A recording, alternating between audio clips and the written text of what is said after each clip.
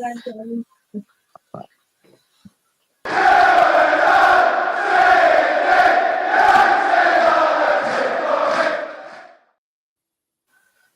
evening and welcome to another edition of All for United. On a weekend where, shall we say, it was frustrating again. It was a frustrating watch. But we didn't lose, so every cloud and all that. But we're going to dissect it. We're going to go through it, every bit of the game, all the talking points, and we've got a great panel to do it. Matt Morgan, how are we? Yeah, not so bad for a Sunday evening, but yeah, at least it's not a downer of a show like we thought it was going to be at one point during the game. So yeah, I'm all good. Someone's dog's not happy there. Yeah, that's my little bugger. How are we, Sean? You all right? Yeah, I'm not bad, Tar. Are you? Yeah, good. All good. At least we didn't lose. Evening, Andrew Wall as well in the comments. Hope you're well, buddy. Daz, how are we? You all right, bud? Good. I'm good, mate. Yeah, I've had a really good weekend, to be fair, other than United. But yeah. At least we didn't lose. At least they didn't ruin the weekend altogether, as they have been doing sort of every weekend for the past 6 months or so.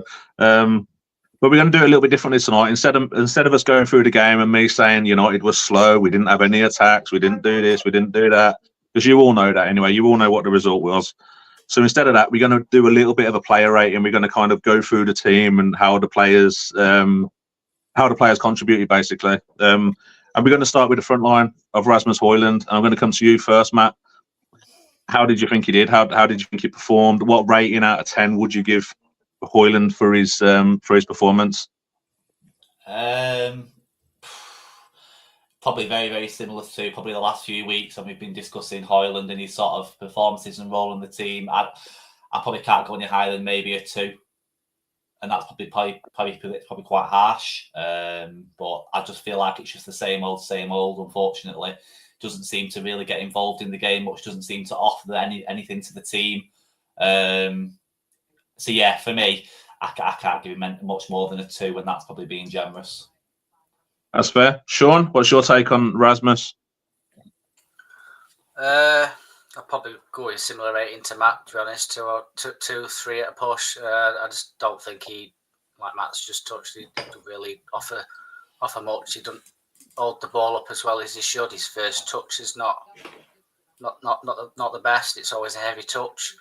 There's a couple of times during the match where Zirkzee has been running towards the opposition goal, and Højlund's just like Højlund's not even looking to make a run in behind. He's like looking backwards, looking for ball short all the time. It's like give Zirkzee and your wide players an option in that box, and for me, he's just not doing enough for me. Yeah, I think that's fair. Daz, what about you with Højlund? Do we think time's running out? You know me. I mean, I'm here every week, and I'm telling you that there's something there in this play. I'm the first to defend him because I think what he does off the ball and the runs that he makes that people don't see and don't give him credit for are really good. But I saw nothing this week. Nothing. It was as if he didn't want to be there, and it's getting to the point where it feels like we're playing with 10 men. It really does, because when you compare other strikers that are not scoring, I use Darwin Núñez as a really good, really good example. He contributes so much to Liverpool's play, even though he doesn't score. And I know that's frustrating for Liverpool fans, but Højlund is not even doing that for us. Yeah, I think that's fair. He obviously came off for Obi Martin, Matt. Did you see enough in what Obi Martin did in what sort of 25 minutes? That you would say, well, let's put him in over Højlund, as Højlund's not giving us much, as you say? I think regardless of what we saw from Obi, I think now's come the time where he probably deserves a chance in the team. Obviously, we've got a cup game coming up obviously next weekend as well, so maybe it's a good chance for him to play a game and just sort of drag Højlund out of it a little bit. Because like I say, it's getting a bit repetitive now, week after week. Obviously, we've seen Højlund in the team without being too critical on him. But we've said it for a number of weeks now, and it's sort of like like a deja vu moment where we start repeating ourselves constantly. So I think regardless of what we saw from Obi, albeit we didn't expect anything spectacular. Like I say, he's been brought into a game where at that point we were struggling and we were trying to fight back. And obviously he's only, 17, is it? You don't expect him to pull up trees and come on and win us the game. In fairness, I thought he put more of a shift in than probably what Rasmus did probably in the whole game. He came on and tried, put himself about a little bit. But in fairness, did we all expect him to come on and do and work miracle? Probably not. But yeah, for me, I think regardless of what we've seen from Obi, I think now comes the time where he deserves a chance just to see what he can do and see if he can bring something a little bit different to what Højlund has to offer. Yeah, I think that's fair. I know talking to you, Daz, you was quite impressed with his. He just looks like he's got a striker's brain, doesn't he? His movement, his runs. You sounded like you were quite impressed with him. Yeah, I think, I'm quite a big believer in not just watching the ball and the player on the ball. I like to watch players off the ball, because sometimes you'll see runs that obviously maybe the player with the ball doesn't see, and it's, but it shows you an eagerness to want the ball by a striker, by any player. And he really impresses me with his natural, because I don't think we've had a striker. Even Ronaldo, when Ronaldo was with us in his second stint, he was a lot slower than he was back in his prime. So we didn't have that instinct to want the ball, not like he does in Saudi. But yeah, I was really impressed with the fact that he was making them little runs. He wants to be part of every single play in the final third. And I think he's going to find himself in a really unique position, I think, in the coming weeks. He's gonna be playing every game. Yeah, I think you're probably right. As you boys have said, Højlund's not doing himself any favours. Where do you stand, Sean? Would you be putting him in for that Ipswich game or that Fulham game? Would you be starting him? I think that 20 minutes that he played against Everton, he showed what he could potentially offer Amorim up top. I definitely think we do need a mobile striker up top. Obviously, Amorim's not got one in the January window. He has to explore other options, and I think Obi Martin looked quite impressive, to be honest. That 20 minutes, linking up with Zertsky and Garnacho quite well, and he seems to have an understanding with the players. You can tell he's been training with the first team, the way he was linking up with some of the players, and like Daz and Matt's touched on, he's making some good runs. He's finding himself in some dangerous positions. So that 20 minutes, I'd probably say there's something there to build. So yeah, I'd probably give him a go on Wednesday, to be honest. Yeah, I think you're right. I mean, I think Højlund watching that, he'd be worried, I would imagine, watching that, because he'll know he's not playing well. And that young lad just looks like he's full of beans, doesn't it, at the moment? He looks like he wants it. So yeah, I think we're all in agreement. Højlund didn't really do great yesterday. Obi Martin maybe kind of nudged himself in there a little bit. And then we go to the 10s, Matt. Fernandes and Zirkzee. Talk to me. How did you think they did? Obviously, Fernandes started a little bit higher and then he dropped a little deeper. How did you think they did? To be honest, I actually thought Zirkzee didn't actually have a bad game, in all honesty. I think very similar to the last few games, I feel like his link-up play and his ability on the ball seems to be improving for me, compared to what it was when he first came into the team, when he was struggling. So yeah, for me, I thought Zirkzee had a very solid game, didn't do anything wrong really. It's one of them games where you couldn't really pick at a standout as such. It's probably like one or two you could say stood out more than the others, but I thought Zirkzee was one of them for me. In terms of Bruno, I thought Bruno looked... I thought he looked a bit better when he dropped a bit deeper later into the game. Personally, I thought he affected the game a little bit more. I feel like a lot of the play was quite forced, not necessarily through Bruno's, necessarily none of his fault. I think a lot of it was just quite forced. Also, the fact we went 2-0 down quite early on in the half, we were then on the back foot and we were sort of forcing it a little bit. The passes were a bit off, losing the ball quite easily. And like Amorim touched on, a lot of the passing, he thought as such, and we were non-existent in the first half.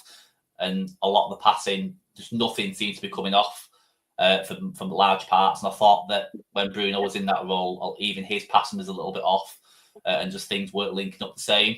But I thought when he dropped deeper second half, I thought he was, like I say, the difference he made, and obviously the free kick got us back into the game. Like I say, I think second half you could judge it a bit better. But I thought when he dropped deeper, I thought the difference was incomparable to the first half by a mile for me. Yeah, I agree with you. Do you think that's fair, Daz? Xerxes had a good game, and Fernandes was slightly better when he dropped deeper.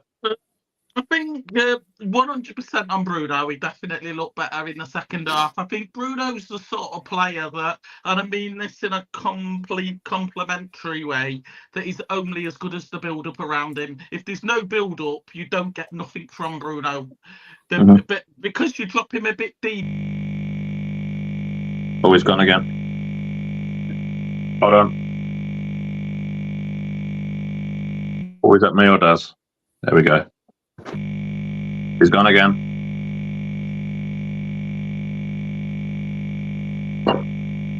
You've gone again.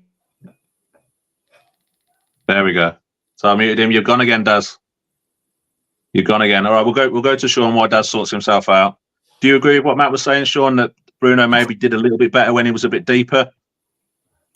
Yeah, I'd say so. I think when Bruno were playing in the 10 position, I thought he were having a bad game. He was giving far too much of the ball away too easily. Yeah. Defensively, I think some of his positioning off the ball weren't great.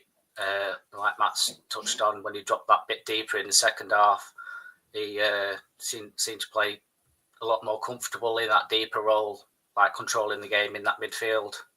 And Xerxes, I thought he had an all right game. Nothing to really shout about, but I think I think there's definitely a player there with Amorim. I think given time and other signings coming in as well, I think I'd probably play Xerxes as a 10. Yeah. Rotating from 10 to the striker position and alternate positioning it going forward. But I definitely think the starting position for Xerxes, for me, I think he's more suited to a 10 where he's older playing. He's linking up with other players and stuff. Yeah, I definitely think you get the best out of Xerxes as a 10. Daz, we come back to you if the sound will allow it. We'll come back to you.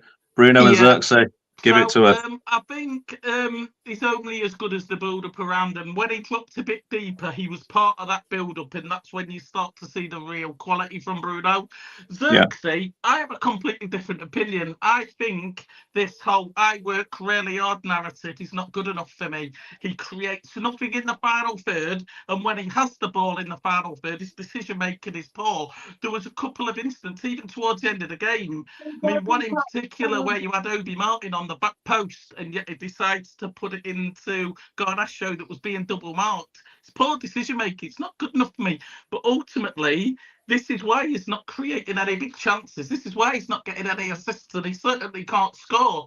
But he works really hard, and he looks like he's putting a lot of effort in, which is good, but it's not good enough. He's there to create assists and score goals, and for me, he's not doing any of them. But there's enough desire and there's enough work rate there for me to be able to say this might come in, in 12 months' time, because he is still young, and even under Pep Guardiola, some players take 12 months to get going. So I'm happy with what he's doing. I just don't see the hype behind him, because people need to forget what a forward's and a number 10's primary goal is, and I don't think he's doing that. Yeah, I don't necessarily disagree with what you're saying there. I mean, Andrew Wall's in the comments here. Matt saying Xerxes had some good touches, had some bad ones. His carrying ability helped United get back in it, which I think is a fair point. I think he holds it up well, as Sean said. He links the play up well again, as Sean said. But as Daz said, he doesn't really do anything with it, does he? His decision making is sometimes a bit poor. Is that just letting him down? Because as Daz says, like, his work rate's there, his desire's clearly there.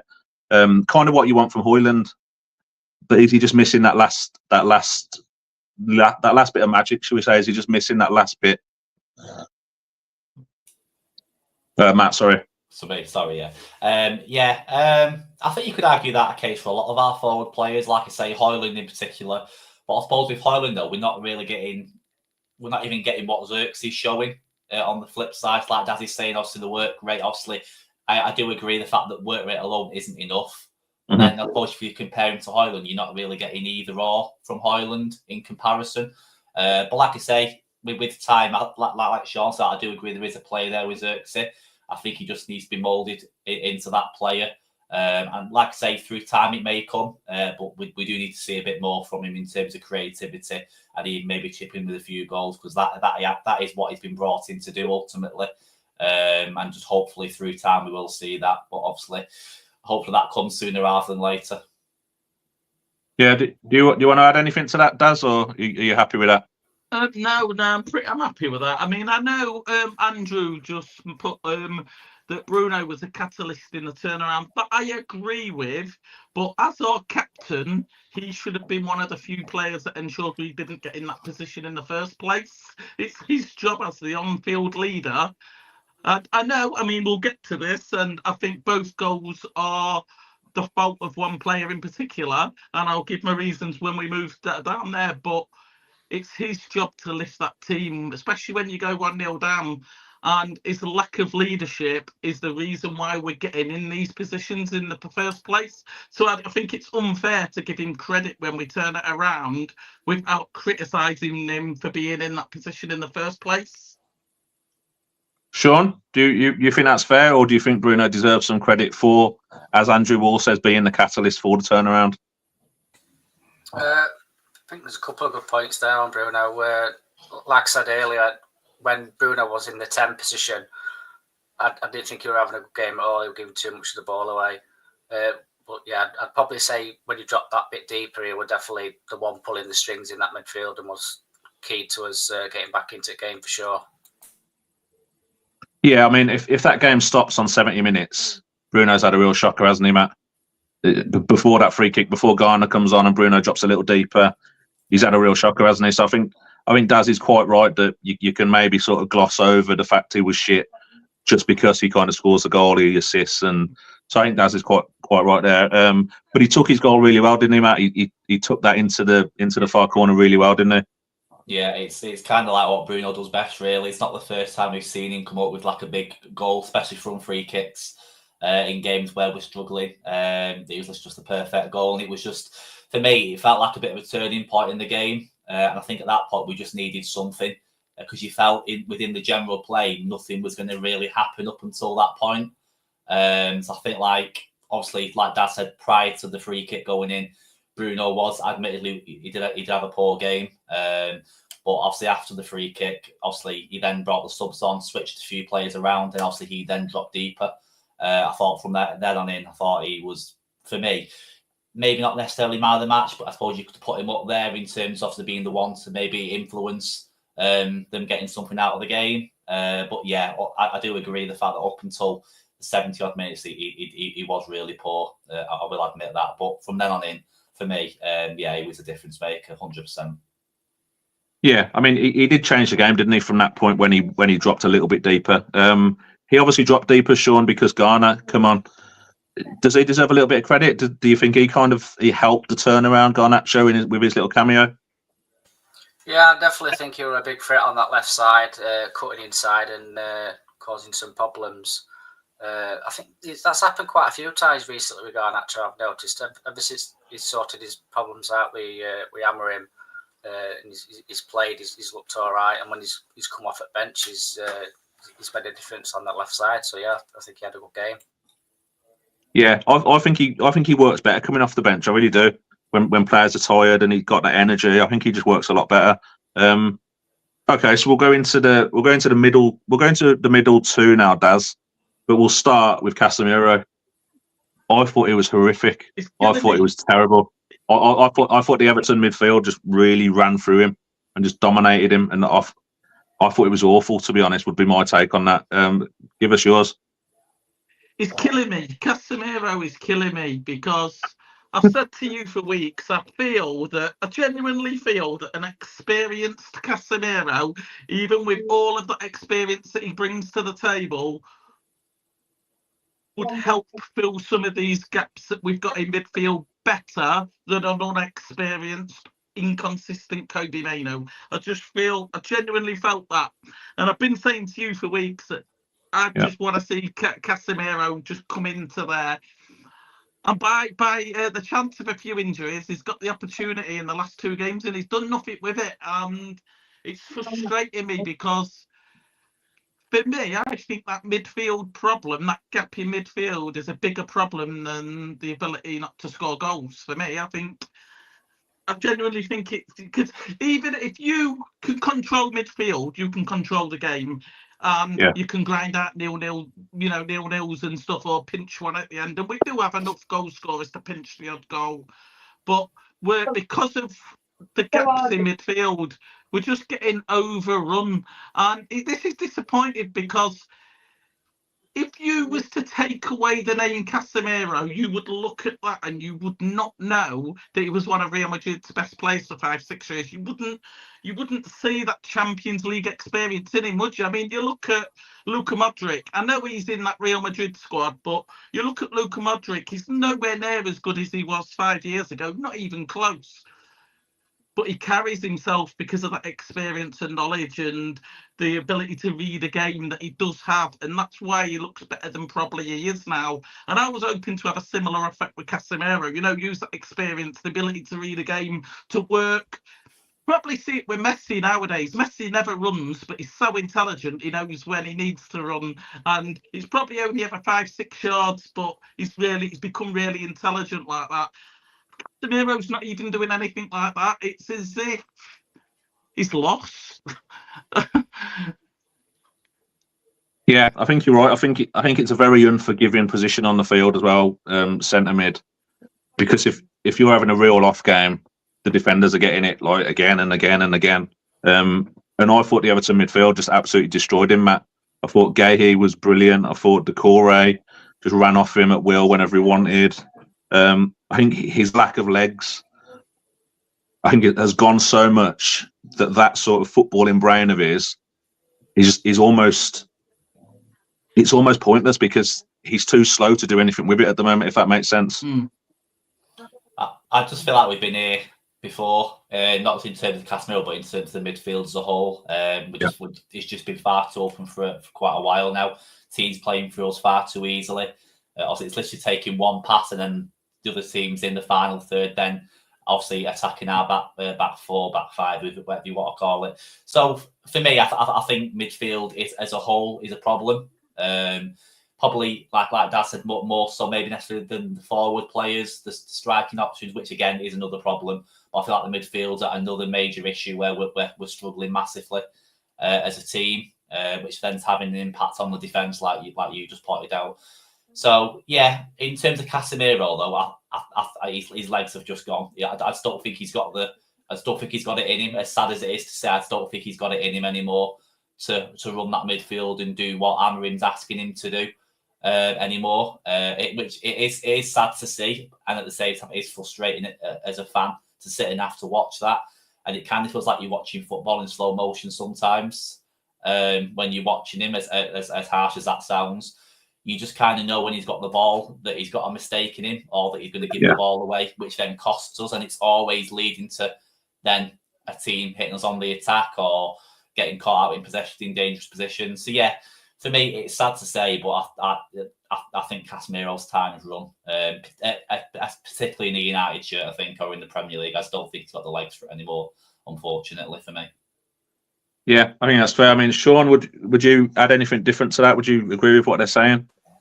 Yeah, they're pretty much both said what it is. Really, he's at that age now, and his legs have just gone, unfortunately, and he's not able to run in that midfield, especially in the Premier League as well, which is the hardest league in the world.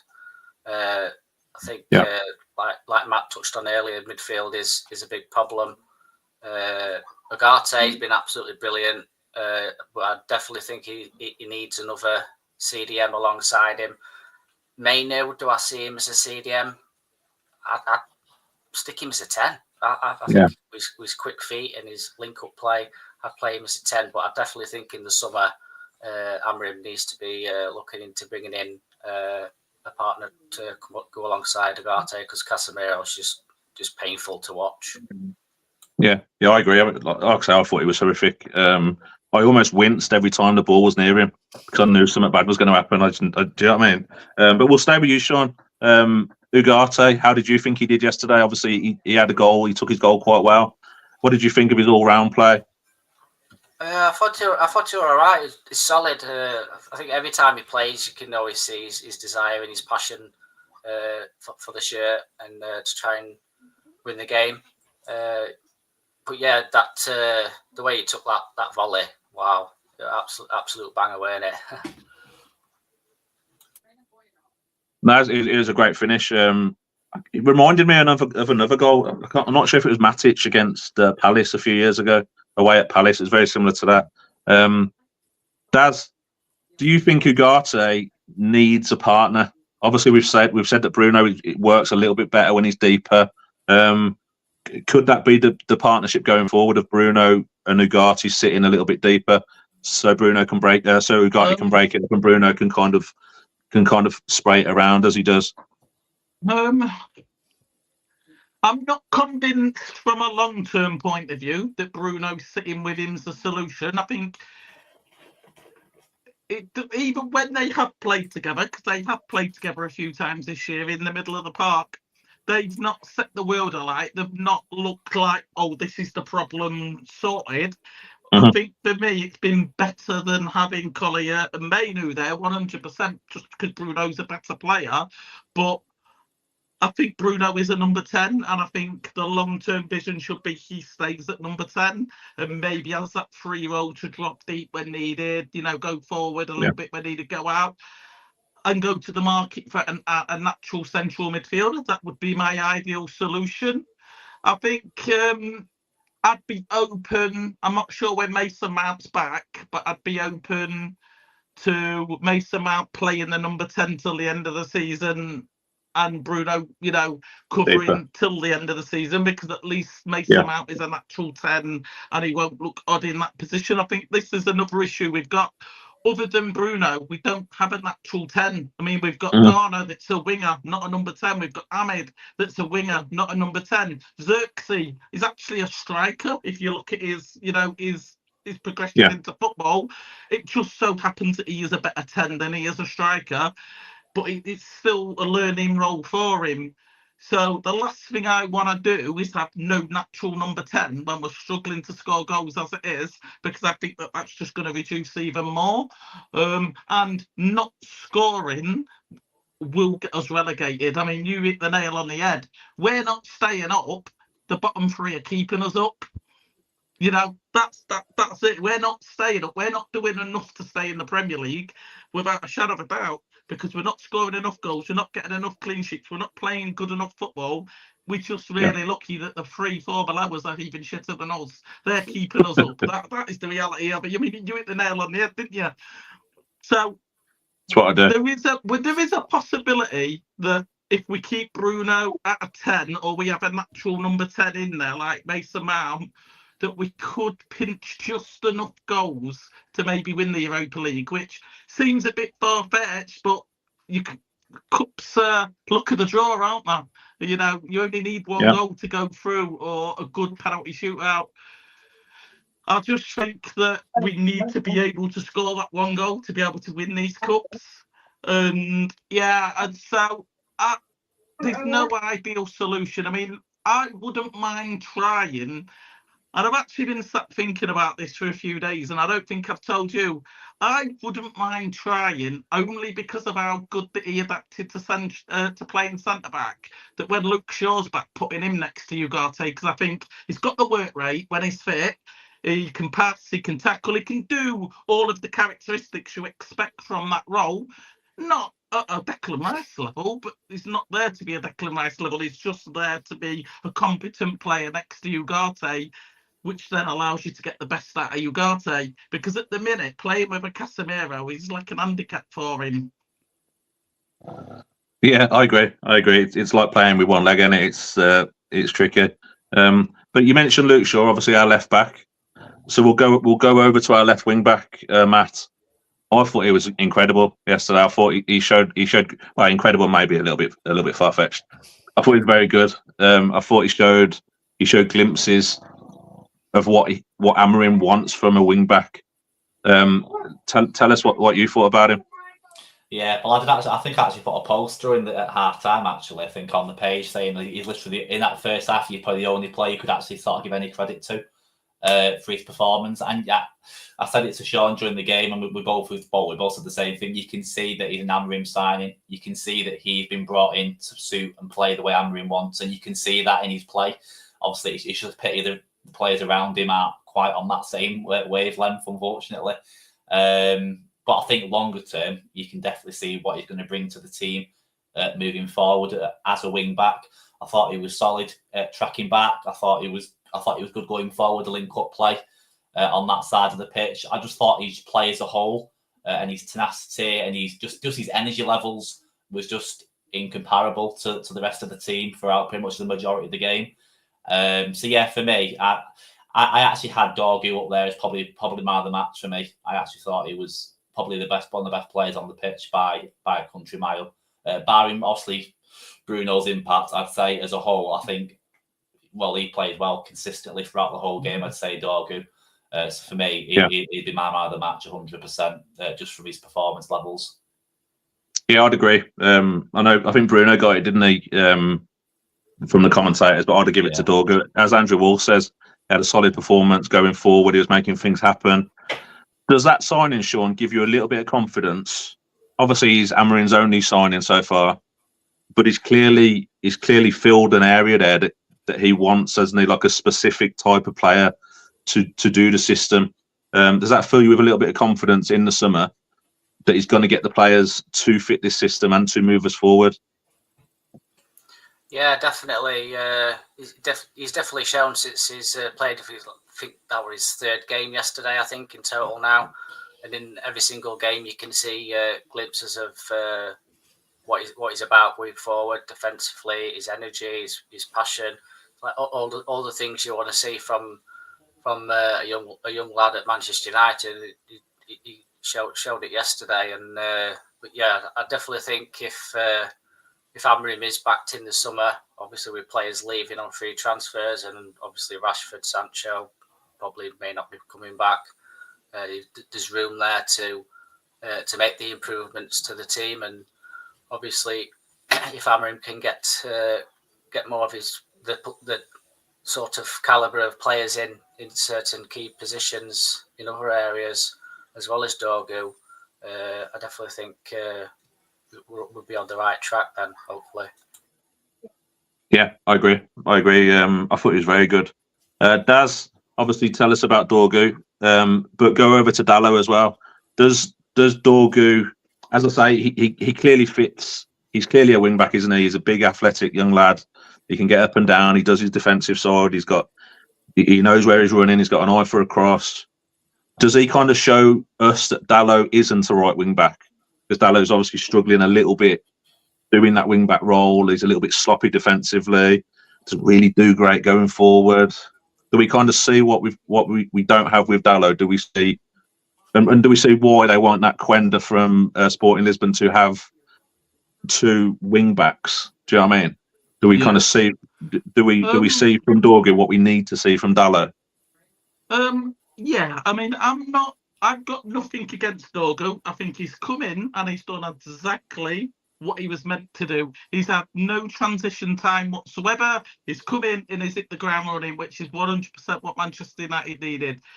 But if you look at it from a different angle, he's not coming in blowing the world apart. He's come in and done what you would expect from a left wing back at Manchester United. What I think we would have got out of a Luke Shaw had he not have been injured, which shows how much we've missed having that left wing back massively. It just shows what we've missed, not necessarily how good he's been, although he has been really good. It's left me with quite a lot of optimism for the Ineos group who's made this decision, because he actually wasn't Amorim's first choice. If the rumours are led to be true, Nuno Mendes was actually his first choice. Again, you never really know with these things, but what we've managed to do is identify a really good backup that potentially might be better than the first choice, you know. But yeah, I think we might start to see this with multiple signings over the summer.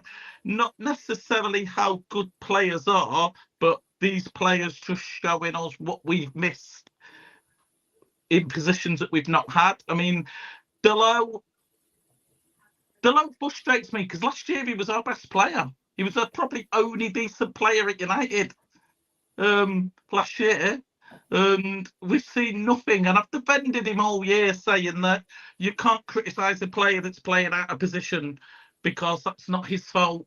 But he's had a few games now back at right wing back, and his performances for me haven't changed.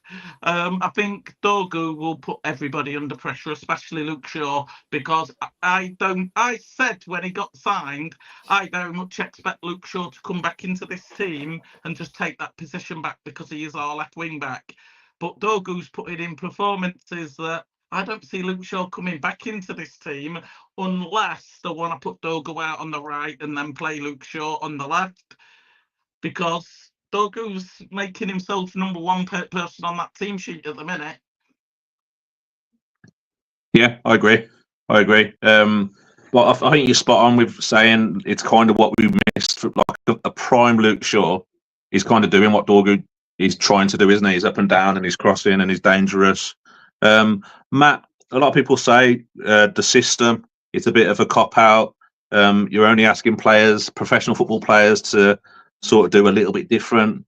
Is Dallo the prime example of, like Daz said last season, he was probably our player of the year at right back though, or at left back, at full back. Is he the prime example of, if he's asked to do something a little bit out of his comfort zone, maybe he's not great at it, and maybe he is pushing players to areas that they're not comfortable with, and then that's kind of what we're getting with the performances. We're getting a little bit sort of lackluster performances because they're out of position. Yeah, I suppose you could argue that. Obviously, not necessarily just in particular to Dallo. I suppose you could argue that's the case for a lot of the players.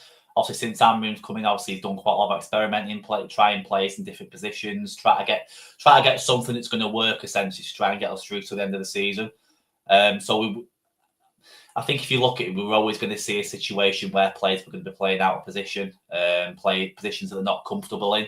I suppose that's all part and parcel of them trying to adapt to play under his system, and it gives him a better indication of who's capable of doing that and who's not, essentially. But like you say, I think Dallo is a prime example of someone that that might struggle a little bit more to adapt to playing a different role or a different side of the pitch, for example. Again, though, like Daz has touched on, I think the fact that Dorgu's come in and done as well as he has, I don't see anyone displacing him in that particular position, unless, like I say, Shaw comes back and blows the world apart and sets the world alight, and he comes back out how he was, like we know him when he was at his best. I don't see anyone taking Dorgu's place in that team, which then leaves Dallo in a tricky position. Then, whereas you look at him, could you say, would you swap the two over necessarily? But then if Dorgu's playing well on that side, do you then risk swapping him to compensate for Dallo, and then Dorgu starts struggling? I suppose it's sort of swings and roundabouts with the full-backs at the moment. I think it's until they adapt to the system, if they can adapt to the system, I think we're going to see the same problems between now and the end of the season until he gets the players in, or if he finds a way of getting the players to work in that system. I think we've just got to go around in circles between now and the end of the season with that situation, unfortunately. Yeah, I agree. I think it's kind of square pegs, round holes sort of thing, getting it until he gets the players that he wants. So we've done sort of 3/4 of the team, but we get to the nitty gritty now. We get to the proper sort of balls of the conversation. The defenders, Sean. How did you think that back line did against Everton yesterday? First half, I think they were all over the place, weren't they? It's like that goal where they were like that corner. Like, how many players did it take to clear a ball? It's like, I think there were like 5-6 players all together that cleared the ball, and they didn't clear the ball. And I think there was, I think it was the last header, I believe. I think it was Dorgu and Casemiro went for the same ball, which obviously led to that goal. It's like you need to be communicating in them sort of situations, and if one of them had have actually said, "Oh, leave it, it's mine," sort of thing, that goal might not have even happened. But yeah, I think we need a settled back three. We need a settled back three, and I think that means experimented since he's come in. And I still who is that back three? Do you think, Sean? Who is that settled back three? Would you say now? Obviously, Martinez is out till end of season, but I'd put Martinez in there. Maguire, I'm still not sure on Maguire. I'm still not sure on him. I think we definitely need at least one centre back in summer.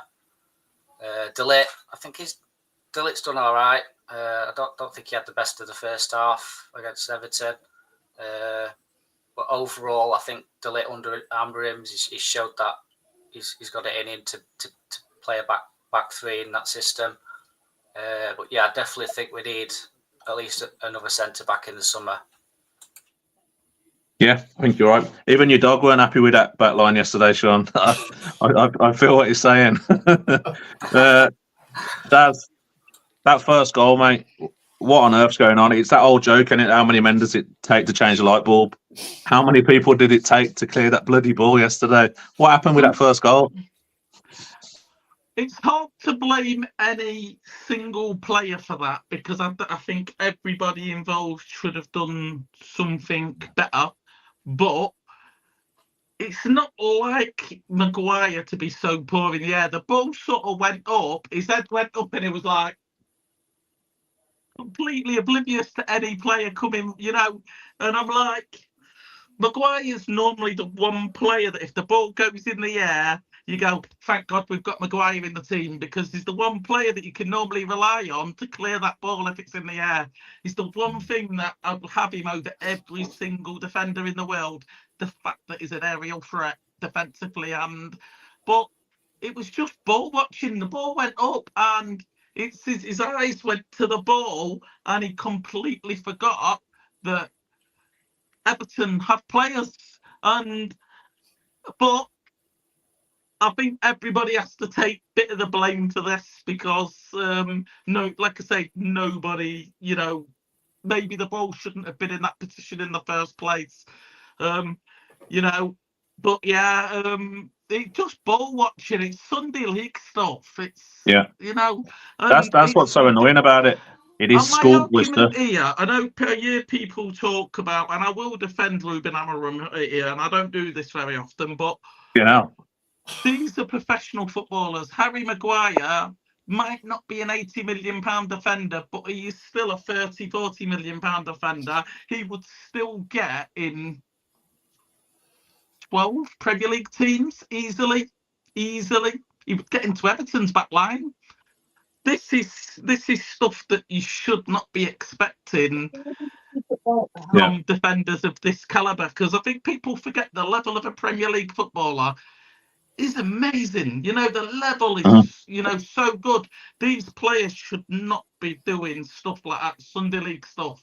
But yeah, it's just shambles. There's no organisation. I think in a lot of ways, I think that this is where Manchester United would benefit from having a leader as a goalkeeper, someone that could really command that back line and instruct it in, moments like that, because Onana again didn't help with the situation, but yeah. We'll get to Onana. Don't worry about that. He's got some coming his way. Matt, the second goal, Maguire gets very easily done by I think it's by Lindstrom possibly, or Lindstrom plays the ball around him very easily. Harrison has a shot. Onana just does Onana things, and what's Maguire doing that? It's just like Daz says. He very rarely sticks up for Amorim. Trust me, I have him in my WhatsApp, but he very rarely does that. But what can Amorim do when his defenders are doing that? Like, what's he doing from the touchline when it's just such schoolboy stuff? It's almost like they forget to defend a lot of the time. Like they literally, that's like the basics go out the window completely. and you just sat there wondering like what must be going through the player's mind at that particular moment. Like it's their job to do that. Like it's to be in that situation. It's hard to process, especially as a fan sat there watching it. Yeah. But I feel like it's been this situation for quite a while. If we go back through the last few games, how many goals could you say we could have easily prevented going in against us through individual mistakes? Yeah, obviously collective errors as a team, just basic little things, decision making, and like you've just said, there's only so much Amarin can do from the touchline. He can set the team up how he wants them to play. He can give them all the instructions, but then it's up to the players to go out there and actually do that on the pitch. And if they're making these little mistakes, that's completely out of his control. And then he's the one that's getting the stick for it all, because ultimately, if he's not getting the results, it then comes back on the manager like it does all the time. He's sort of in a tricky situation at the moment. He wants to get the players playing a certain way. I just feel like whether it's just a lapse in concentration or whether it's just a lack of quality or just a mixture of both, he's just sort of he can't win no matter what he does at the moment. I kind of feel sorry for him at this moment in time. You can see him on the touchline; he just looks drained. He's just pacing up and down the touchline, and you just wonder what's just going through his head during the vast majority of these games, watching some of these players. It's like we're breaking him. Like we brought him in, and he was like he was all cheerful, weren't he? He had really luscious, sort of shiny hair.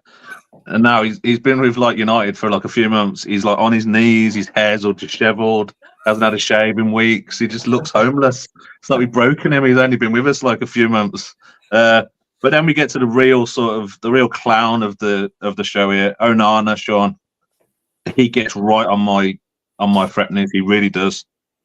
Just what he's doing, he's so schoolboy. Every shot that comes into him, he's palming it up in the air. He's palming it back to the. Like the lad said, like what can Amarin do when his players are doing that?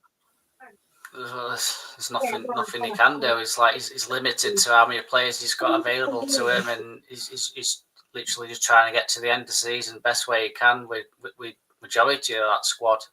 I said to Matt during game, the squad, he needed a whole overhaul of the squad, in pretty much every position. Obviously, we've got Dogu on that left side, potentially right side if needed. So I definitely think we need another wing back, but that we need desperately as a priority. We need a number one goalkeeper. That has to be a priority, because, like you've just touched on, if there's a long shot at our goal, he's parrying it out towards the 6-yard box. It's like parry it sideways, get it out towards corner flag. It's like he's just parrying it. It's like catch the ball or tip it towards corner flag. It's like simple, basic stuff, and it's Inter Milan's had our pants down, £50 million. You can't do the basics, and it's like that goal where he's just literally just pushed it up. It's like he should be jumping up and sprinting to jump up and catch that ball. Instead, he's just like backed off. And he's just, you know what I mean? It's just simple, basic stuff as a goalkeeper. He can't do them. It's like I said to Matt during the game. In the years I've supported United since 1995, he's the worst goalkeeper I've seen in my time. Honestly, it's absolutely shocking. Every game, he's got it in him himself to throw us games away and put the team under pressure. He needs replacing. Simple as a priority. Got to. Yeah, I agree with you. I mean, it's hard to argue with that statement of he's the worst goalkeeper that we've had. I mean, I used to be a goalkeeper in my younger days, and the coach would always say, if a shot comes in, get it out of danger. You get it out of the way, and then you can reset up, you can reshape. Every shot he's palming back, even the bloody penalty. If he doesn't palm that back into the penalty area, that never happens. If he palms it away, it's almost like he pushes it from like his midriff back into the penalty. Like, what are you doing? Either hold on to it or get it fuck out of there. Like, corners, come and catch the ball. It does my head in. What do you think, Daz? Do you agree with Sean that we need a new one? He really frustrates me because when you look at some of his numbers, you've got to give him credit. 82% pass accuracy, that's a massive improvement to what we normally see from him. 82% is the normal pass accuracy that you'd see from an Alisson Becker. It is really good for a goalkeeper that plays the long ball. I mean, he had 6 saves, 5 of which was in the box. You've got to give him credit for that. But then in the same breath, like you said, I think if you look at the second goal, I'm going to blame Maguire for the second goal because he was beat, but that's just the limitations of how quick he is as a player. You know, when you play a player like Harry Maguire in a high line, the chances is he's going to get beat from time to time. But as he came back, Mazraoui then had to pull in just to cover because he was quicker back. The goalkeeper's got 2 choices then. He stays on his line, which Onana chose to do, or you look at what someone like Alisson Becker or Ederson would do. The minute that ball comes in, they're straight off their line. They're either punching it away, there's narrowing there. You know, that second goal wouldn't have happened had he had rushed straight out. But that's him needing to read the game. You know, what is that winger going to do? That winger is going to whip the ball into the striker that is free because the pulled Mazraoui. And then there's other decisions, a bit like the first goal. He had an opportunity to rush straight out. Yeah, he could get caught in the air and the ball could end up then going in, but at least some would sit here and say, at least he tried to go for it. This happens from time to time. But I think with this, the manager has to take part of the blame, though, because the manager plays him. And I know people are going to tell me that Bayinda and Eaton are injured, but even when they was fit, they wasn't playing over him, not particularly. This Onana issue isn't new. It's been there all season. It was there for the vast majority of last season, but the manager still wants to play him over someone like Bayinda. I'm convinced Tom Eaton would do a better job right now. Probably wouldn't pull out as many saves, but he wouldn't give the ball away as much. Tommy wouldn't be a game saver in terms of, you know, that last minute save that we have seen from Onana this season. But in the same breath, I think Tom Eaton would come out and cover his box a little bit better. So, yeah, I think the manager continuing to play him isn't doing this team any good. And you know, Amarim does have to take the blame for that, especially when, up until quite recently, he has had Bayinda and Tom Eaton available all season, and he chose to go with Onana. I'm not sure what to do. I think the issue is, because football is very data-driven, Amorim will look at the numbers I just give you, 82% pass accuracy, 6 saves, 5 in the box, and he'll think that's a good day for a goalkeeper. And the stats do indicate that he had a really good game. But we know, having watched the game, that that's not the case. There's a lot of stuff that he could have done better. A lot of stuff that, I mean, even if you look at the other end, you see, you know, goalkeepers like Jordan Pickford doing better in these, you know, scenarios. And again, it's what you would, some of it's basic stuff for a Premier League goalkeeper. It's not like that this is a young goalkeeper that's been brought through like Dean Henderson and you accept that he's going to make mistakes. This is a goalkeeper that, 18 months ago, people was maybe saying that this could be one of the best goalkeepers in the world. This is a goalkeeper that could suppress Alisson Becker because of how good he was in the Champions League for Milan, you know. So he is a really good goalkeeper. Yeah, I think he has his moments of shot stopping. The 82% pass accuracy, that's got to be in training now. I don't see that in the games. He's awful in the games for me. David, for me, this is karma. That large portions of the fan base wanted David De Gea out. This is karma that we've got a keeper now that can't save anything. But then we go to the penalty decision, Matt. As I said, shot comes in. Onana decides to give Everton another go at it. You know, have another go. The first one didn't go in. You know, try again. So he palms it back into the penalty, around the penalty spot. Is that a penalty? At the time, I said that it was soft, and I do still stick by that. Obviously, I've seen quite a lot of people, particularly pundits, pointing out that it should have been that he's been dragged back, etc. But for me, I said it even during the game, Sean, I thought it was soft even when they were reviewing it. I still stick by it. I don't think it's a penalty. I think for me, he's made a meal of it, and you could tell by the way he went down as well that he was looking for the penalty. And I don't think the way he's gone down's helped. I think he's made the referee's decision that bit easier when he's gone to the monitor to review the incident. So for me, yeah, I stick by it. I'm not convinced it was a penalty. I think he's made a meal of it personally, but that's just my opinion. Yeah, I mean, I personally think that's what cost them that decision. The overreaction of it. I've seen so many people saying he had his shirt pulled, and my response to them would always be, well, why is he going forward then? If someone pulls your shirt, you're going backwards. Sean, if that's someone in red, do we want that as a penalty?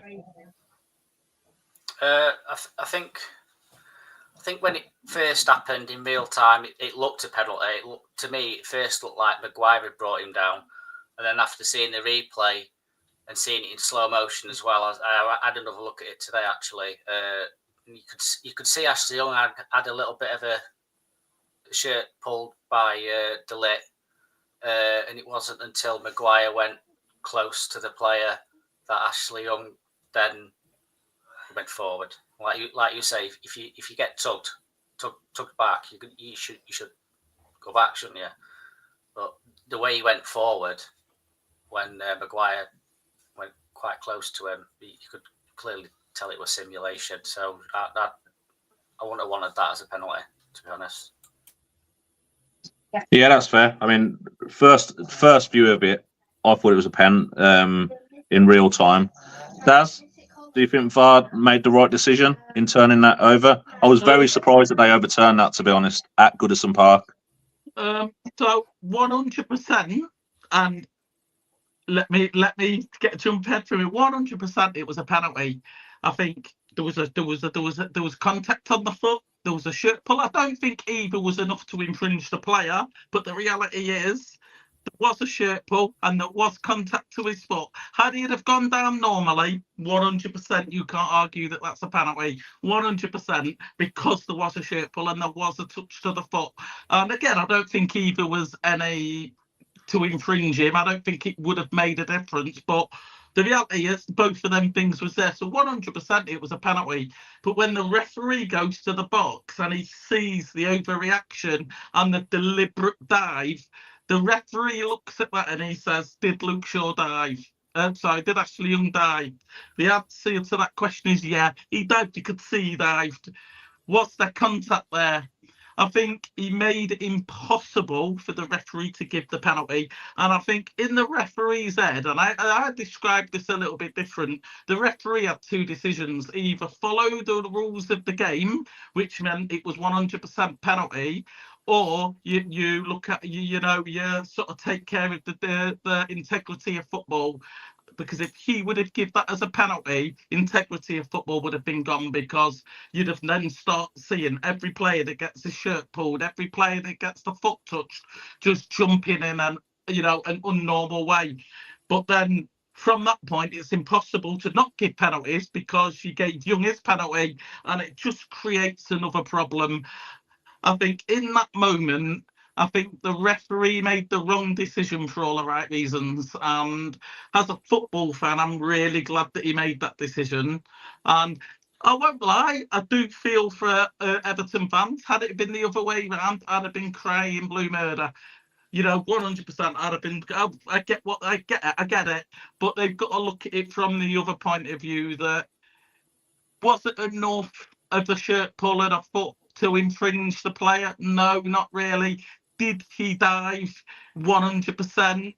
I think it was a fair decision, and I think Ashley Young's really lucky not to get booked in that situation, because he did deliberately dive regardless to anything else.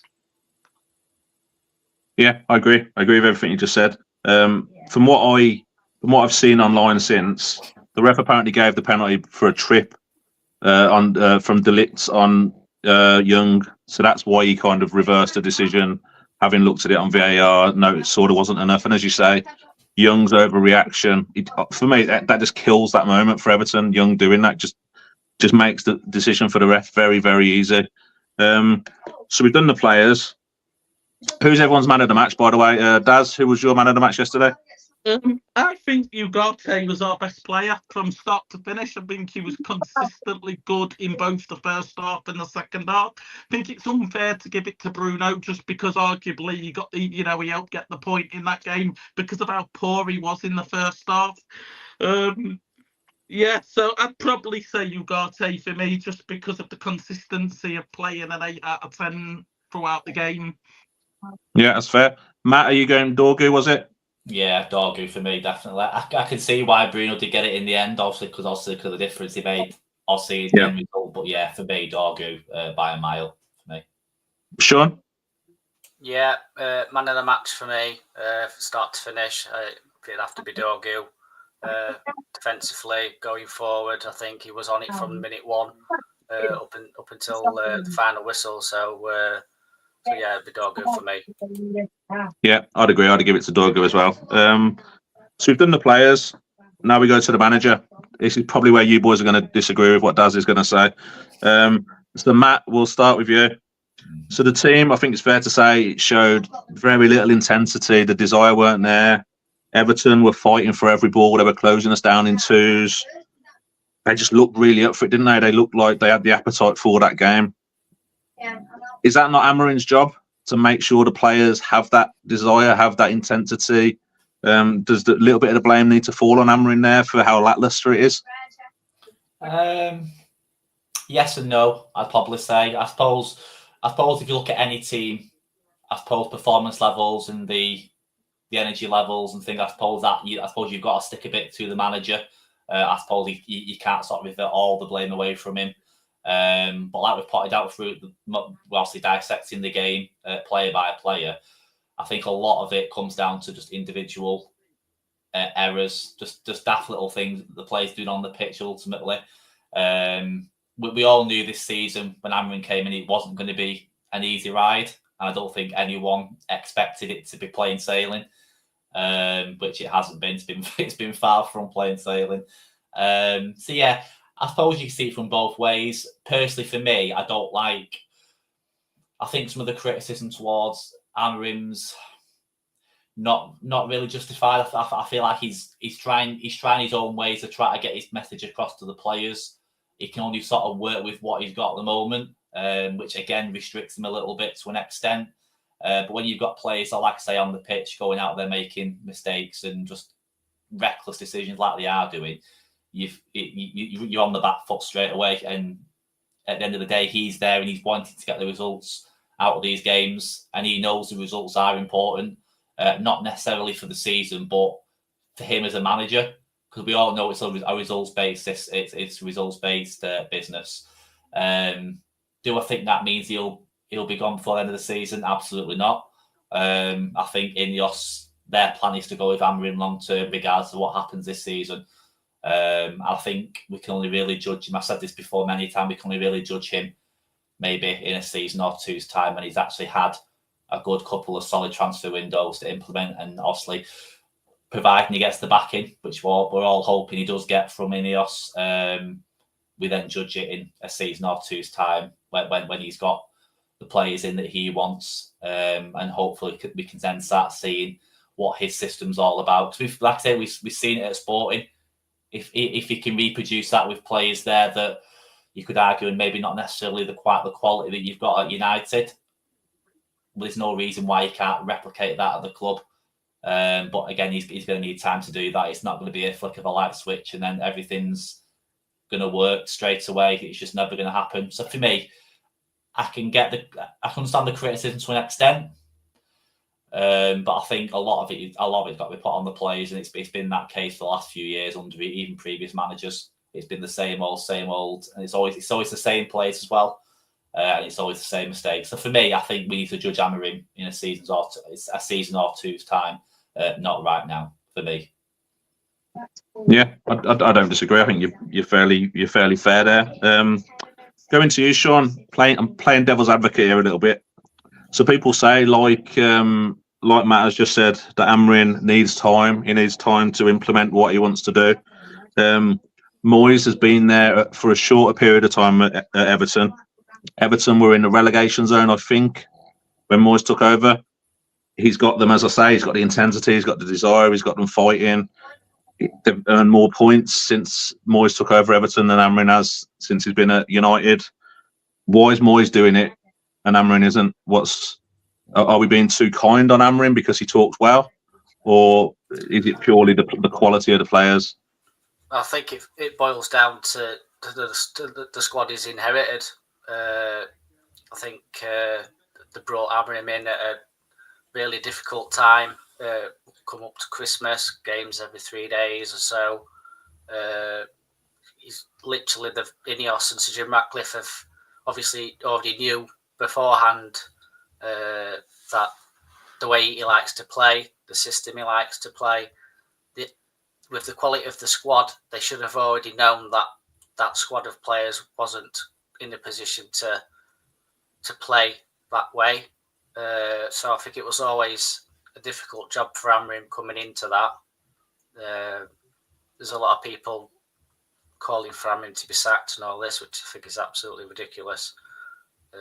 He needs his players in the right areas for him to be really judged. But I don't think that group of players is good enough to play in that system that he's trying to implement, and it's basically just trying to get through the end of this season and trying to get as much out of these players in that system as well as he can. And if the players are going out there and making, like Matt said, and making these silly mistakes and stuff, it's like there's only so much Amrin can do. Yeah, I get it.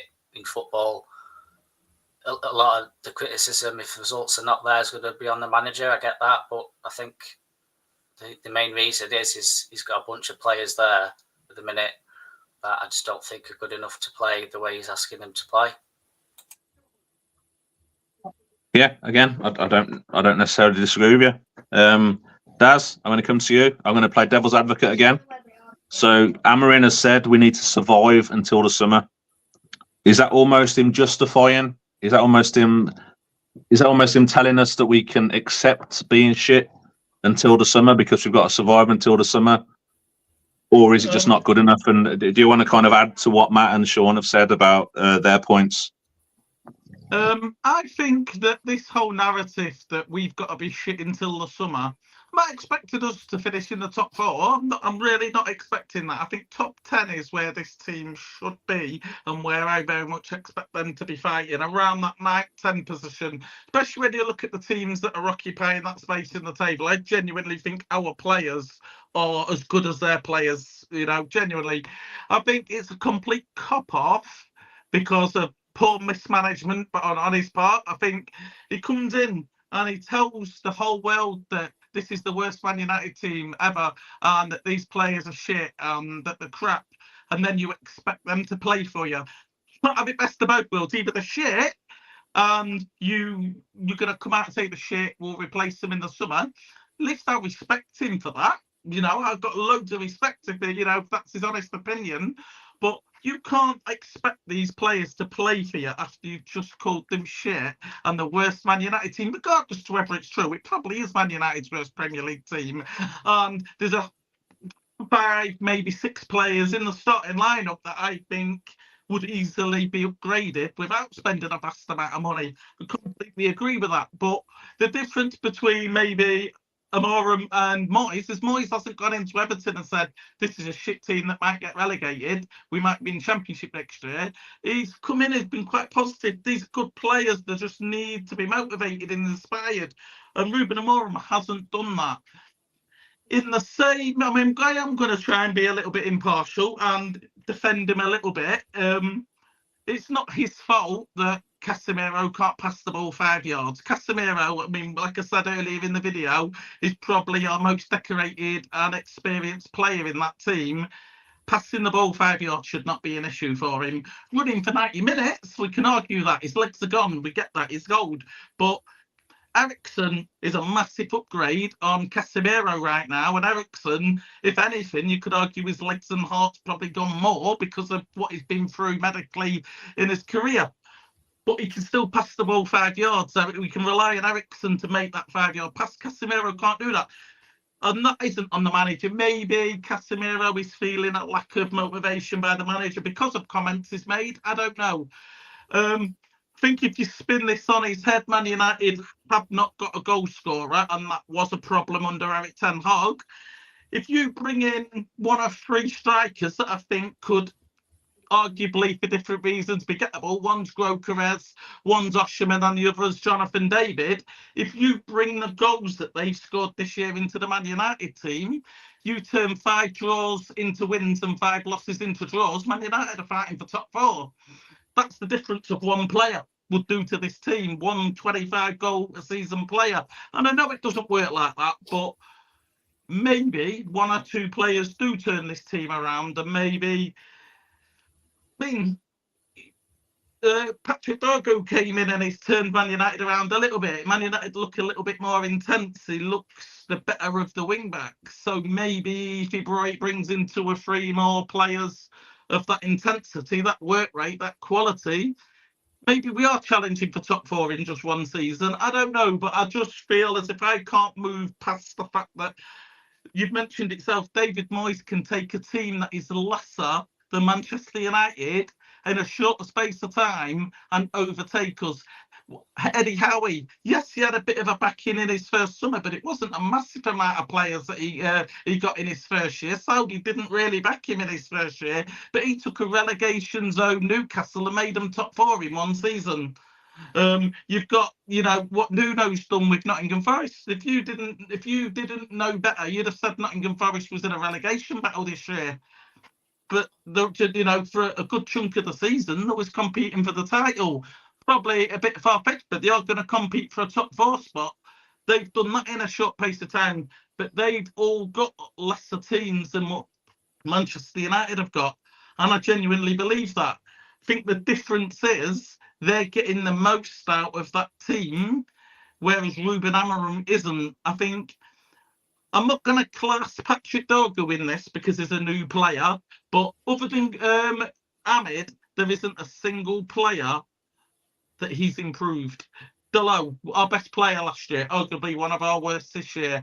Lisandro Martinez, before he was injured, he had a couple of good games, but the chunk of the season, he's been absolutely poor. Harry Maguire has been Harry Maguire. You look at Casemiro, I think he is worse than he was last year. He wasn't good last year, but I think he has got worse. Obviously, I'm not going to cast Ugarte in here because he's a new player. But you look through the team, and every single player has regressed. Even Højlund. Højlund was the highest scoring player under the age of 21 last year. This year, he can't score goals. He's massively regressed under Ruben Amorim. So you've got to ask the question why. And I think his primary job is to look after this team for 8 months. And he has to get the most out of this team, and he isn't. And that is the reality. Yes, there's players in here that you would consider crap. Yes, Delo is a player that I would look to upgrade on.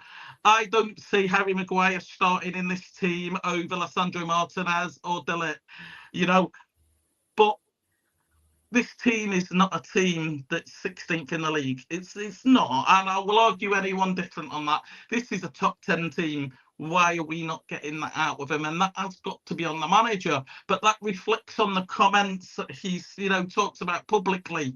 That the shit, it's the worst Man United team we've ever seen. They're not good enough. We need new players in the summer. Well, what's the point of playing for you then if we're shit and you're going to replace us in the summer? It could be true what he's saying. I'm not discrediting what he's saying. It's just certain things you shouldn't say publicly. You know what I mean? Yeah, I find myself in a strange position, Daz. I actually agree with quite a lot you just said. I don't think we're a 16th in the table team. I don't think he's getting enough out of them. I've said that a number of times that he needs to do better. Andrew says in the comments the players need to look at themselves as well. I 100% agree with that. but I think the manager, we have to look at the manager as well. He hasn't been in for 5 minutes. He's had enough time now. Matt, just kind of going off what Daz says, do you think his comments maybe have backfired a little bit where he said it's the worst United team ever? It's like going into if you go into work tomorrow and your manager says, actually, you're shit. You're the worst employee we've ever had. Would you then really bust a gut for him the next day? Yeah, I can see it from that perspective. Obviously, you kind of, obviously Daddy's point is fairly right in the fact that you kind of wonder what the players must be thinking, hearing your manager saying things like that about the team as it is. Then on the flip side, I suppose, I feel that Amrim's come in and he feels like he needs to send a message out. He needs to make some sort of statement and try and see if he can get some sort of reaction. So whether he's sort of doing reverse psychology where he's sort of like publicly criticising them to then see if the players will then prove him wrong. As if to get like, you get what I mean? As in like the players want to prove him and his comments to be inaccurate, so to speak. And the players to send and show him that they're better than what he thinks they are. Obviously, that's clearly not happened as of yet. But I do agree with the fact that, albeit I am fully behind Amrim. I don't agree with the fact that people calling for to be sacked, this and that. I don't think that's the right thing to do, and I don't see how that would benefit us in any way by getting rid of Amrim right now. But I do agree that I think the manager does need to take some responsibility in the fact that he does need to get more out of the players, because, like we said weeks ago, we can't sort of crawl through to the end of the season with the way we're playing, because ultimately, like Dad says, we're not a team that should be 15th in the league. If you look at the players we've got on that pitch, we should at least be mid-table, if not slightly higher. And ultimately, we need to start getting the results to show that. Which again is on the manager, but I do stick by my point that the players need to start showing a bit more on the pitch as well, ultimately. And like I say, there's only so much he can do as a manager. But in terms of his comments, you can look at him from the flip side that it could be overcritical to the players and the players view it in a negative way. But then it could be his way of, like I say, try to get the players, get some sort of reaction out of the players. And just come in and make a statement. I feel like that's what he's tried to do. At the minute, it's not worked. Whether that'll benefit him in the long term, I suppose that remains to be seen. Yeah, I agree with you. I mean, I'm nowhere near the hammering out thing. I think he should be there long term. I just don't think he's beyond. He's beyond. Sorry, Daz. Yeah, in his defence, though, I genuinely believe that there's been some miscommunication in his press conferences. I genuinely don't think he's incompetent enough to come out and say, these are shit. I think what he meant to say was potentially something on the lines of, statistically speaking, this is the worst Manchester United team in the modern day era. And you couldn't argue with that, because statistically speaking, it is, because we've never been in what was at the time 13th position. And so but I think that it's the difference between adding and taking away a few words that have completely miscommunicated his message. I think maybe you could say that these players, some of these players may be not up to scratch, but I believe in them that they can get there with the hard work, and it could take us 12 months to get there. And there's ways of inspiring people whilst giving the media the same message. I just feel as if, we've seen it with foreign managers in the past where, Jose Mourinho was terrible for it. When he used to speak, he used to miss a few words out, and he used to have to interpret what he meant. But and I think that maybe the way he said it, I think he's just said it the wrong way. And because I don't believe he's incompetent enough to come out and say that you're shit, we're getting rid of you, But unfortunately, that's how it's come out. And you've got to look at that from a place. But I know Andrew said the players basically said need to be accountable for their. I'd like to think that footballers at Manchester United play for the shirt, not the manager. The shirt means more to them, and that just basically means that you can go from 5-6 different managers, and they will always play for the shirt. You can rely on that much. But it's hard to ask players to do that when you've publicly come out and already thrown them under a bus, So I think it has been miscommunicated, but it has been said, and he hasn't come out and recorrected it. Yeah, I think he'll probably learn from moments like that. I can't remember what game that was after. Might have been Brighton, possibly Brighton, and we'd just been stuffed. And it felt like a very reactionary comment, like he was a bit pissed off with the performance.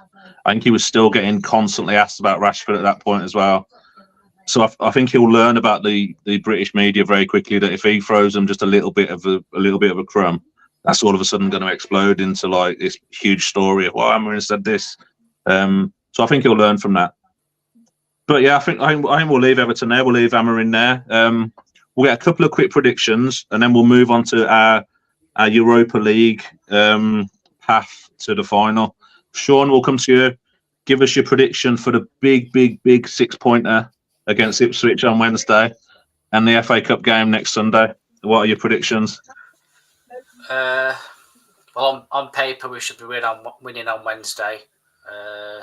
Obviously, how many times have we said that this season? And we are home games. So you just don't know what United team's going to turn up. You don't know who's going to be starting. You don't know what position they're going to be starting in. You don't know how you don't know if they're going to be up for a match, fighting for every second ball. It just differs game to game, doesn't it?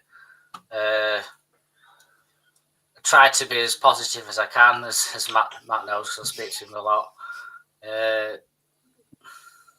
Obviously, I'd like us to win, but I've just got a really gut feeling that I think Ipswich are going to turn us over. Hopefully, we can get 3 points, and hopefully we can get through to next round. So what's the score going to be then? What's the score going to be, Sean, if Ipswich are turning us over? 2-1. 2-1, I'd say. Okay, what about the Fulham one? Fulham, I'd probably say would go through 2-1. Okay, we'll take that. Matt, please tell me you have the more positive outlook on this 6-pointer with Ipswich.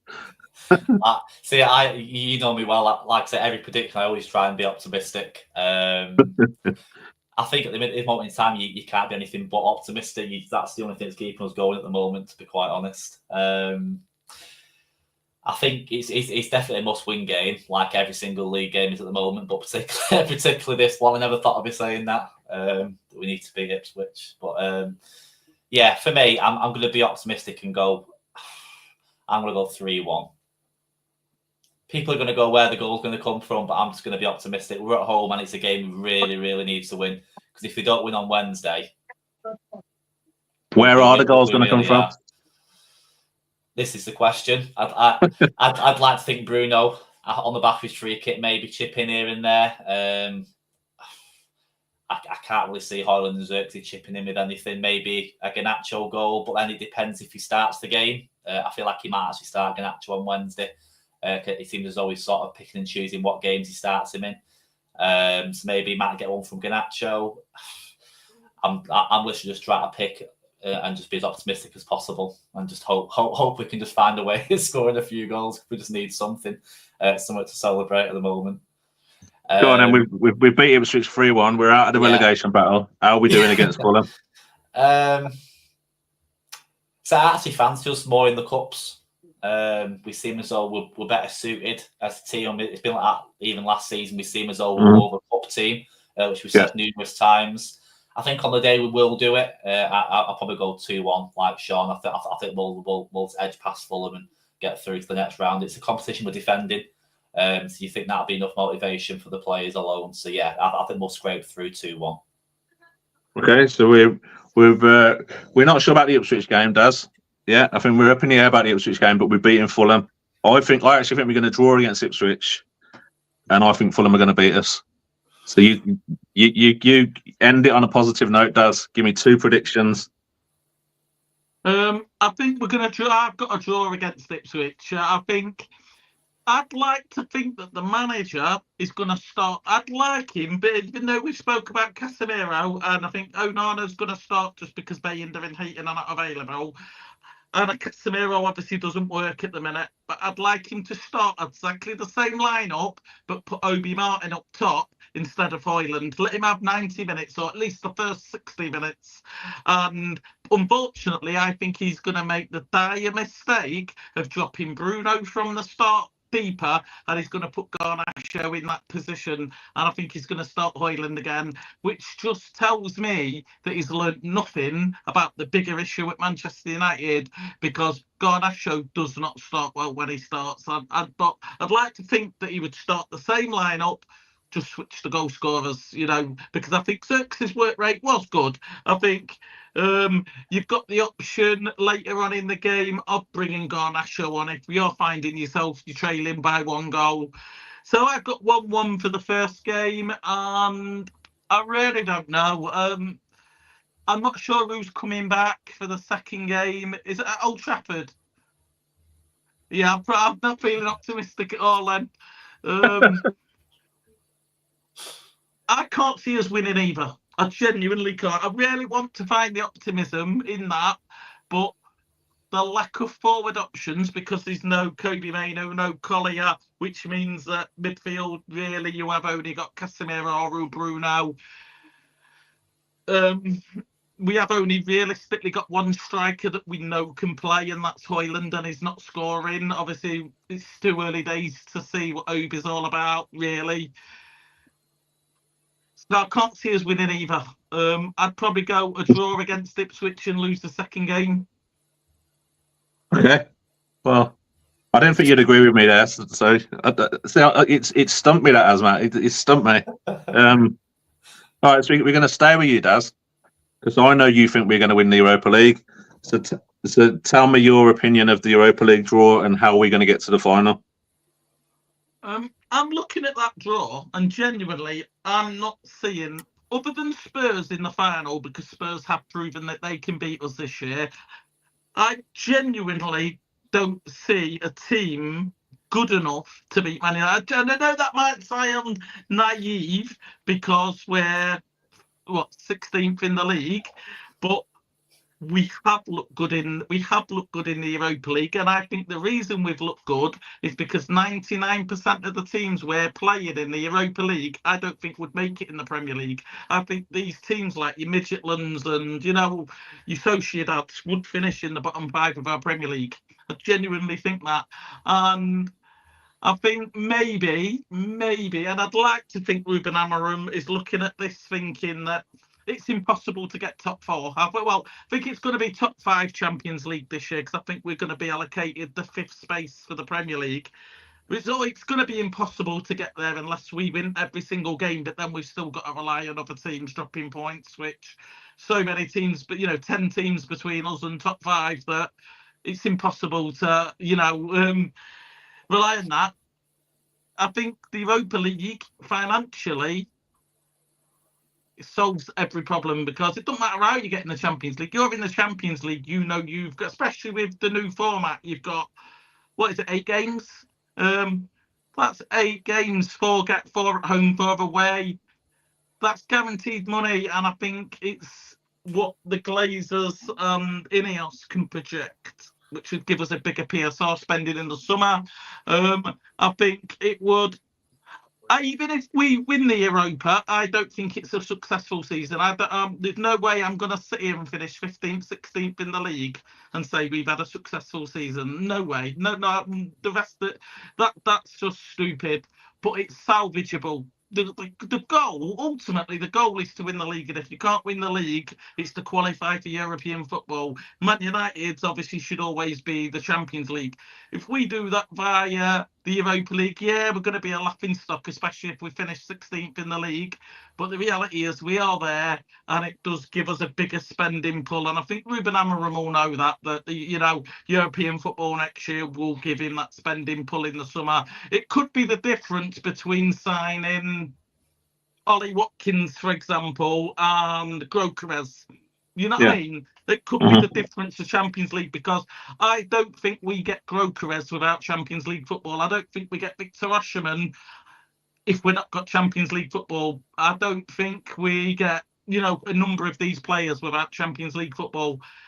Champions League football gives us a bit of pull with, going to the market. And I just just look like a different team in the Europa League, and I think it is because of the lack of quality in these clubs. Real Sociedad is not the best game, but we play away first, which will suit us really well. So hopefully we can get the game 2-0 out the way and take the pressure off Old Trafford. I think because of the way that it's worked out, the next game we're away first as well. So we can wrap that up in the first game, hopefully, which takes a bit of pressure off the second game. By that point, you found yourself in the semi-final, and I just feel as if, a bit like staying up this year, I don't necessarily think Man United have done enough to stay up, but the teams below us have kept us up. I just genuinely think the Europa League is going to be very much similar. I just don't think the teams in it are good enough to beat Man United, even though we are a 15th, 16th Premier League club right now. And only one that worries me would be Spurs, and that's just because we know Spurs can beat us 3-0, because they have beat us 3-0. But Spurs being Spurs, I think they're going to cook it up before they get to the final, and we can only meet Spurs in the final. Yeah, I agree. And that, ladies and gents, was Daz being optimistic. If you're watching, record it, screenshot it. It don't happen very often to record it. Sean, what do you make of our Europa League draw, our Europa League route to the final? Do you think are you optimistic, or? I think the draw itself, you'd think on paper that United should at least be getting to the final. But obviously, you look at our performances and the Sunday League mistakes we've been making recently. You got to question against European sides. Are we going to continue to do the same against them? You know what I mean? You look at that draw and you think, on paper we should be in that final, but it's just whether they can go out there and they can perform. Like Daz says, they do seem to be a better team in Europa League. Obviously, that's going to be our only route to the Champions League. Like Daz says, we do need to try and qualify for some European competition next season. Otherwise, all these targets that Amrim's got in his mind possibly is going to be a real task. And I think for the club financially as well, I think we need it more than ever. So I think they need to be going all out for this Europa League, definitely. Yeah, I agree. I think it's all eggs in one basket for me with this. Matt, on our side of the draw, we've obviously got Sociedad. More than likely, we'll play Lyon the game after. And then you've got Roma, Bilbao, Fenerbahce, Rangers still in our side. You've got Spurs, Lazio, Ajax, Frankfurt on the other side. Confident? Yeah, mainly based on the fact that it seems to be the only competition we actually seem to be playing well in this season. Similar to what the two guys have said, I think barring Spurs, I don't really see on paper any sort of real threat to us. If you look at the quality of the players we've got compared to the other teams, I just feel like it's a competition they need to, I won't necessarily say prioritise, but I feel like with the way the season's going, I feel like we just need something just to end the season off on a high. Also, we've still got the FA Cup as well, which is obviously another one that's attainable. But I feel like the Europa League out of the two is the one that we need to be looking at probably the most. Again, like the other said, financially, and just some sort of hope, just anything going into next season. I think it will be vital, like the others have said, in terms of attaining the transfer targets in the summer. I think, obviously, as we know on previous seasons, European football is quite a big factor in trying to attract players that obviously the club are obviously going to want to play. And again, financially as well, we know what the situation is there with the club at the moment. So I think getting into Europe and back into the Champions League will be vital for those particular reasons. But I just feel like we'll benefit with it being over two legs as well. It just gives us more time to score some goals, I suppose. Because like I say, in a one-off game, you kind of like... We are very lacklustre in front of the goal. You don't see where the goals they come from. So then that hinders a little bit. But obviously, by the time we get to the final, when you get to the final, you kind of hope the players are up for it and they'll find something within themselves to get us over the line. But I think the fact that it's over 2 legs will help us, I feel. And it just gives us that more time to get those chances and get those goals that they need to get us through. And I think playing away from home first is probably the perfect way to do it. I think get the away game out of the way, get ourselves in a position where we're comfortable enough to then obviously hopefully finish the job off at Old Trafford. Yeah, I agree. I mean, strangely enough, we've actually scored goals in Europe, haven't we? Isn't Højlund like the top goal scorer in Europe or something? I'm not sure if he still is, but I think he's on like 5-6 goals or something like that in Europa League. He's actually, and I think ultimately the reason why he's scoring in the Europa League is the same reason why Anthony is smashing it at Real Betis. It's not because Anthony has gone to Real Betis and turned into Messi overnight. Ultimately, it's because the intensity and the physicality of the defenders that they come against are just not at the level of the Premier League. I mean, they can have arguments left, right, and centre about what's the best league in the world. I think statistically speaking, given where Inter Milan, AC Milan, Napoli, AC Milan, all these teams in Italy are competing for the Champions League year in, year out, and the fact that there's a different winner every year, you could argue that the Italian league is probably the most competitive league in Europe, or you could argue that the La Liga is the best league because arguably the best 2 teams in Europe are probably Barcelona and Real Madrid. But the physicality in the Premier League is so much bigger and harder and more intense than any other league in the world. And I think that's just because, I know it sounds really cliche, and I know a lot of foreign football fans don't like it.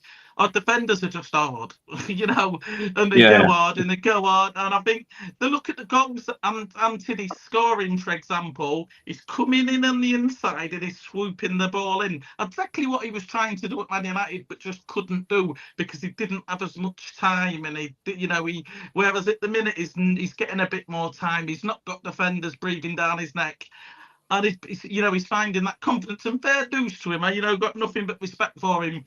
And I think that this is the reason why Højlund will score goals in the Europa League, is because the defenders are from these European countries where the defensive lineups are not as quick, they're not as intense, they're not as hard, and he's going to find himself with a little bit more time, and it will suit him a little bit. And same with players like Bruno, it's got a little bit easier than the Premier League, playing some of these teams.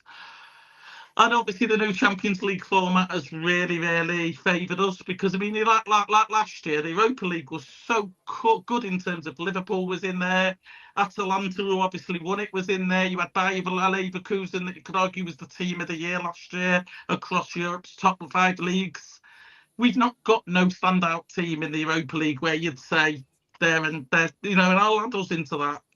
They're not good enough to win it. They're not going to win it. There's not one team in the Europa League where you say they're going to win it. I just think that it's destined for United to get to the final. And I genuinely think we'll win it, and I think we'll score goals. And it is really, disrespecting these teams by saying that they're just not good enough to compete in our Premier League. I don't think they are.